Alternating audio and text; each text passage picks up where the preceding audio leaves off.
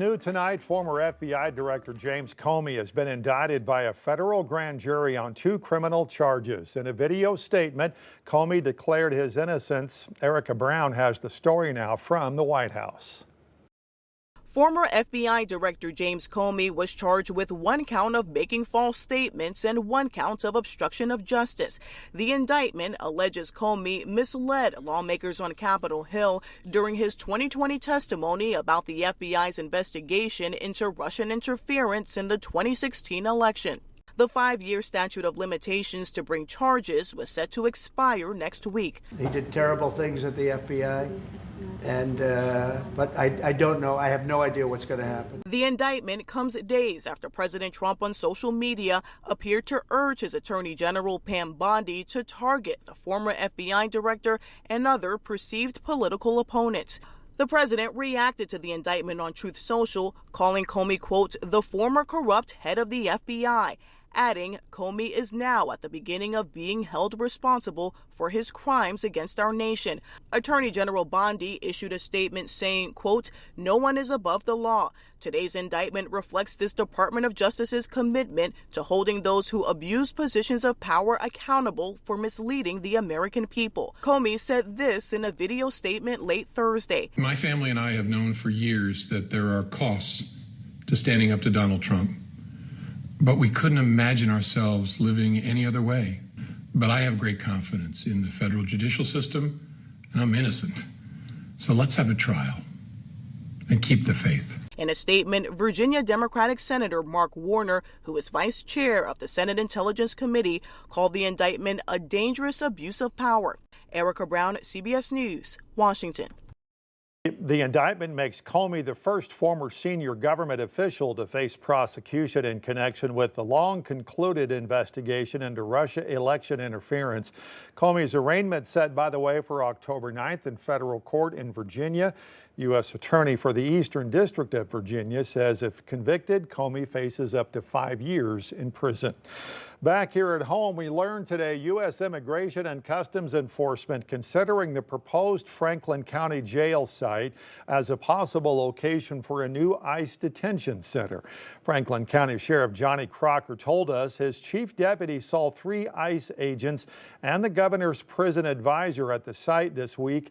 Sheriff Crocker says the agents told his deputy they were looking at the site as a location for a detention facility that could be, quote, built quickly.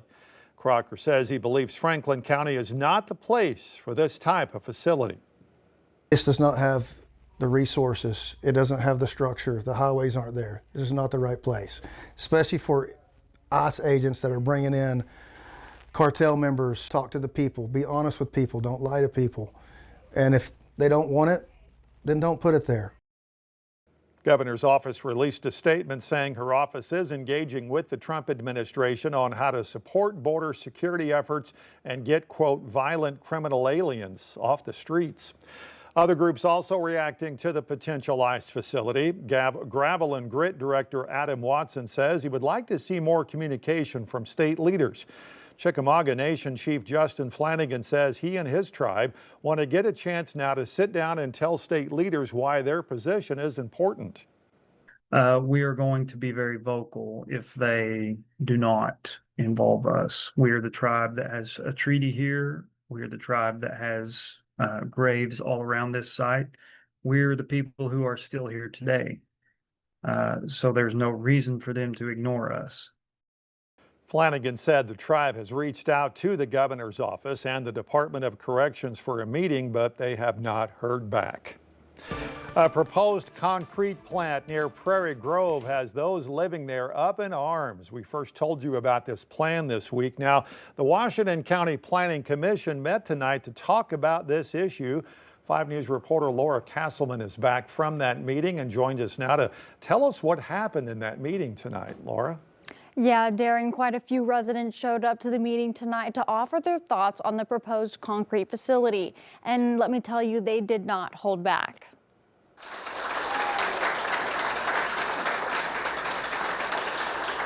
Julie Odom lives near where this plant would locate. It's in a residential area. There's no reason it has to go there. Tons of people came to speak up and spoke eloquently. There are significant health impacts from having a concrete mixing facility, particularly a high-intensity one, so close to homes. Kimberly Fuller owns some property in Prairie Grove. She says she's afraid of the health risks. Silicosis, lung cancer, airway, tract disease, asthma. There's also cardiovascular risks from breathing in this dust.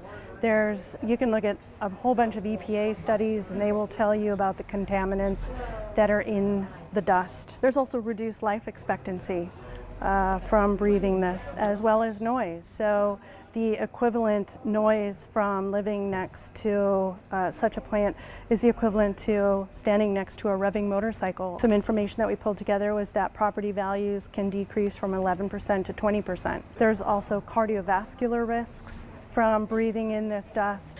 My husband is respiratory compromised. He has had some blood clots removed from his lungs, and he would not be able to live there. Sheila Phillips says what was her dream home could soon become a nightmare. We bought it specifically on that lake for the environment, you know, the peace, the calming, and we can hear everything. Waterfowl and the fish kills and the algae blooms that happen from changing the pH from runoff. We already see runoff coming from the Tri-County solid waste management at the other end of the lake, and we see that in evidence on the water, and then we'll see fish die off.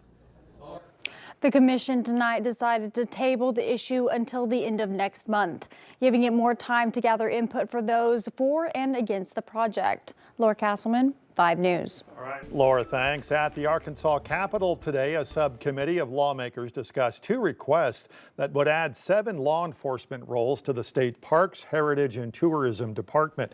One of the items discussed would reinstate a park sergeant role that was vacant for years. Subcommittee passed this item. The other item would add 5 park ranger roles and an additional park sergeant role. No vote was taken on that item. A double homicide at Devil's Den State Park this summer was brought up during the meeting, but the request did not list any specific event that may have caused a need for increased safety measures. Both major political parties have decided how they plan to move forward now in filling the vacant Arkansas State Senate seat left behind by Gary Stubblefield, who died this month. Both parties have decided they want to hold special primary elections. 3 Republican candidates have announced intentions to run: Mark Berry, Brad Simon, and Ted Tritt. No Democratic candidates have announced bids to run just yet. Both sides of the aisle have said, though, the focus in the primaries will be largely on that proposed Franklin County prison. State of Arkansas has seized more than 6,000 illegal products off Arkansas store shelves after a new law that banned hemp-derived THC products took effect this summer. The 8th Circuit Court of Appeals upheld that statewide ban on intoxicating substances derived from industrial hemp. Products that are now banned include Delta 8 and Delta 9 products like gummies and vape cartridges. The Department of Finance says the seizures were made by their enforcement agents during day-to-day compliance checks after agents already visited once to notify them that enforcement was beginning. Meanwhile, in Oklahoma State School Superintendent Ryan Walters is officially resigning. Walters says he's leaving to become CEO of the Teacher Freedom Alliance.